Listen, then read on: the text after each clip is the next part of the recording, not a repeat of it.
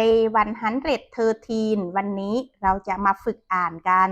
Reading Comprehension Reading Comprehension คืออะไร คือการอ่านเพื่อทำความเข้าใจและจับใจความสำคัญว่า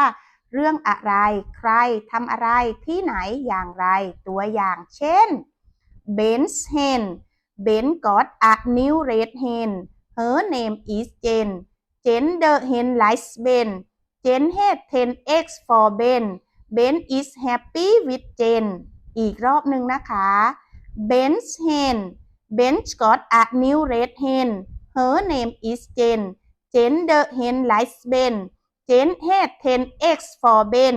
Ben is happy with Jen Let's answer the question เรามาฝึกตอบคำถามกันนะคะ Number 1 Ben got a new The answer is red hen Number 2 What is the hen's name? Jen Number 3 Jen the hen likes Answer is Ben